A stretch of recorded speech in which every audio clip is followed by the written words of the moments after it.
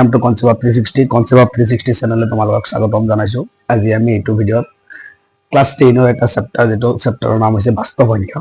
বাস্তৱ সংখ্যাত কেইটামান কোৱেশ্চন আছে যে √5 অপৰিমেয় সংখ্যা মানে অপৰিমেয় সংখ্যা প্ৰমাণ কৰি দেখুৱাব লাগে। এনেকুৱা কোৱেশ্চন আমি আজি এইটো ভিডিঅ'ত আলোচনা কৰিম। তো কেনেকৈ কৰিব লাগে একদম সহজ পদ্ধতিত আমি এইটো ভিডিঅ'ত শিকিম। তো ব্লগ ভিডিঅ'টো স্টাৰ্ট কৰো। যদি ভিডিঅ'টো ভাল লাগে তেন্তে লাইক কৰি দিবা আৰু তোমাৰ সহপাঠীৰ লগত শেয়াৰ কৰি দিবা। তো ব্লগ স্টাৰ্ট কৰো।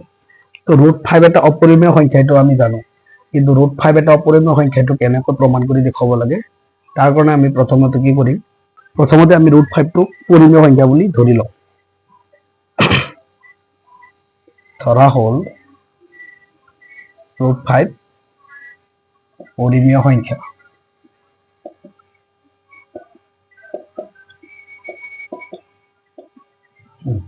যদি √5 পৰিমেয় সংখ্যা হয় তেন্তে আমি জানো পৰিমেয় সংখ্যা আমি p/q আৰহি প্ৰকাশ কৰিব পাৰো। যদি √5 পৰিমেয় সংখ্যা হয় তেন্তে আমি লিখিব পাৰো √5 = p/q, য'ত p আৰু q অখণ্ড সংখ্যা আৰু p আৰু q সহমূলী সংখ্যা। তো আমি লিখিব পাৰো য'ত p q অখণ্ড সংখ্যা আৰু সহমূলিক এইটো এনেকুৱা কোৱেশ্চন সমাধান কৰাৰ আগতে আমি শিকি ল'ম যে সহমূলী সংখ্যা মানে কি। সহমূলী সংখ্যা মানে হৈছে p আৰু q ডিভাইড কৰিব পৰা সংখ্যাটো হৈছে 1। মানে আমি যদি দুটা সংখ্যা লওঁ 3 আৰু 4, 3 আৰু 4 হৰণ কৰিব পৰা সংখ্যাটো কি হৈছে 3 4 ৰ পদক 1 2 আৰু 4। যদি আমি উভয় দুটাক হৰণ কৰো তে উভয় দুটা হৰণ কৰিব পৰা সংখ্যাটো হৈছে 1। এই দুটা হৈছে সহমূলী সংখ্যা। সহমূলী সংখ্যা মানে হৈছে যি সংখ্যাক একৰ বাহিৰে আন কোনো সংখ্যা হৰণ কৰিব নোৱাৰে তেনে সংখ্যাক আমি সহমূলী সংখ্যা বুলি কওঁ। যদি আমি p আৰু q সহমূলী সংখ্যা বুলি কওঁ তেন্তে p আৰু q হৰণ কৰিব পৰা সংখ্যা হৈছে 1। একৰ বাহিৰে p আৰু q বেলেগ সংখ্যাৰে হৰণ নাযায়। কিন্তু আমি এই অংকটো যেতিয়া কৰিম কৰি এটা পৰ্যায় পাম যেটো হৈ যাম only 5 এ p কো হৰণ কৰি আছে কিন্তু q কো হৰণ কৰি আছে, কিন্তু p আৰু q হৰণ কৰিব পৰা সংখ্যাটো হৈছে 1। তাহলে আমি কাম করি দুয়োফালে বর্গ করি, ঠিক আছে?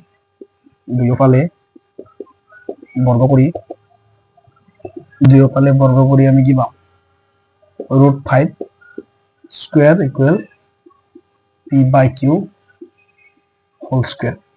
আমি জানো স্কয়ারের লগত √2 কাটি যায় তেন্তে আমি পাম এতে 5 আৰু এতে পাম p স্কয়াৰ বাই q স্কয়াৰ। এটো আমি সলভ কৰিলে কি পাম 5p স্কয়াৰ পাম আৰু p স্কয়াৰেৰ লগত 1 পূৰণ কৰিলে p স্কয়াৰ পাম। 5 ৰ লগত q স্কয়াৰ পূৰণ কৰিলে আমি p স্কয়াৰ পাও।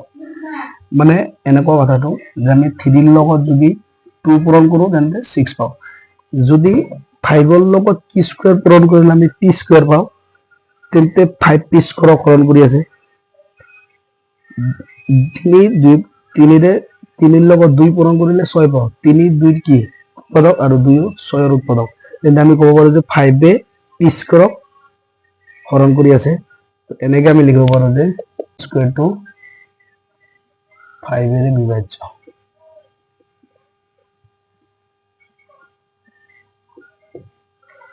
তো p স্কয়াৰটো যদি 5 এৰে বিভাজ্য হয় p ও 5 এৰে বিভাজ্য হয়, আমি এটা উপপাদ্য পাইছিলো। তো ইয়াৰ পিছত আমি লিখিম যে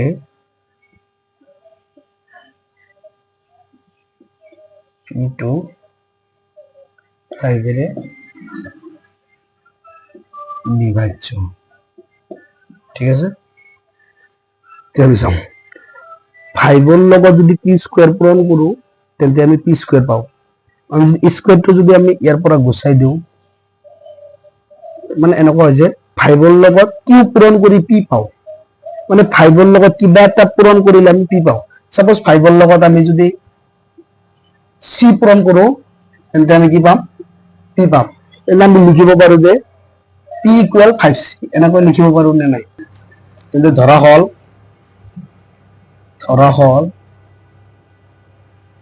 p = 5c। p = 5c কিয় লিখিলো কাৰণ চাওক আমি যদি 5 ৰ লগত q স্কয়াৰ পূৰণ কৰো তেন্তে p স্কয়াৰ পাও।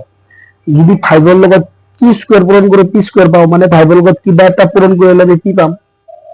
তো সেইকাৰণে লিখিলো আমি সাপোজ ধৰিলো ফাইভৰ লগত চি পূৰণ কৰিলো, ফাইভৰ লগত যদি আমি চি পূৰণ কৰো তেন্তে কি পাম? পি পাম। সেইকাৰণে সেই পূৰণ কৰা সংখ্যাটো আমি সাপোজ চি বুলি ধৰি নিলো। মানে ফাইভৰ লগত চি পূৰণ কৰিলে আমি পি পাওঁ। যেনে ফাইভৰ লগত পি স্কোয়াৰ পূৰণ কৰিলে আমি পি স্কোয়াৰ পাওঁ, তেনেকৈ ফাইভৰ লগত চি পূৰণ কৰিলে আমি পি পাওঁ, য'ত চি এটা অখণ্ড সংখ্যা, য'ত চি অখণ্ড সংখ্যা। ঠিক আছে, এতিয়া আমি এইটো 1 নম্বৰ সমীকৰণ দিব পাৰো। 1 নম্বৰ তো চি দিলো, 1ৰ পৰা আমি কি পাম? 1ৰ পৰা আছে 5 কি স্কোয়াৰ ইকুয়াল পি স্কোয়াৰ। তো 5 কি স্কোয়াৰ ইকুয়াল পি স্কোয়াৰৰ ঠাইত পি ঠাইত আমি 5c লিখিব পাৰো, 5c হোল স্কোয়াৰ। তাৰপিছত এবাৰ যে 5 কি স্কোয়াৰ ইকুয়াল 25c স্কোয়াৰ। তো সলভ কৰিলে আমি কি স্কোয়ার ইকুয়াল 25/5 c স্কোয়ার এর কাটি দিয়ে আমি 5 পাম, কি স্কোয়ার ইকুয়াল 5c স্কোয়ার। এটা সব আগতে আমি পাইছিলো যে 5ৰ লগত কি স্কোয়াৰ পূৰণ কৰিছো পি পাইছো, পি স্কোয়াৰ পাইছো। এইটো পাইছো যে 5ৰ লগত চি স্কোয়াৰ পূৰণ কৰিলে কি স্কোয়াৰ পাওঁ, মানে লগত 2ৰ লগত 4 পূৰণ কৰিলে আমি 8 পাওঁ, মানে 2 8ৰ কি উৎপাদক। তেনেকৈ 5ৰ লগত চি স্কোয়াৰ পূৰণ কৰিলে আমি কি স্কোয়াৰ পাওঁ, মানে 5 টো কি স্কোয়াৰৰ কি উৎপাদক। 5 টো যদি কি স্কোয়াৰ উৎপাদক হয় মানে 5 এ কি স্কোয়াৰক কি কৰি আছে? ডিভাইড কৰি আছে। তো ইয়াৰ পিছত আমি লিখিব পাৰো যে কি স্কোয়ার টু 5 এর বিভাজ্য। যদি কি স্কোয়ার টু 5 এর বিভাজ্য হয় তাহলে কিউ 5 এর বিভাজ্য, গতিকে কিউ 5 এর বিভাজ্য। এটা কথা তোমার কাছে আমি পি আৰু কিউ কি সংখ্যা বুলি ধৰিছো? পি আৰু কিউ অখণ্ড সংখ্যা বুলি ধৰিছো, আৰু পি আৰু কিউ সহমূলী সংখ্যা।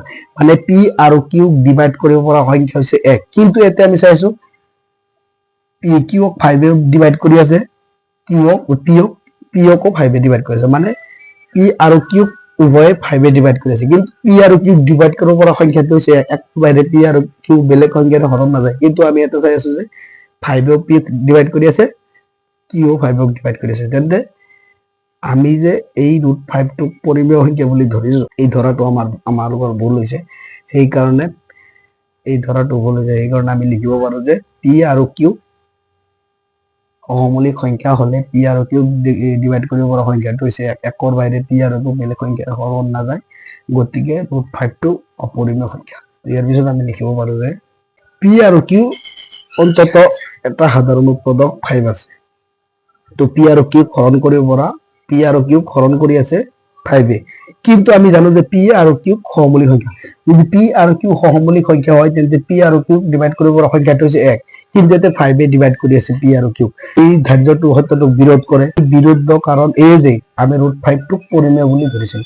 তো √5 টোক পৰিমেয় বুলি ধৰাটো আমাৰ ভুল হৈছে। সেইকাৰণে আমি সিদ্ধান্ত পালো যে √5 এটা অপৰিমেয় সংখ্যা।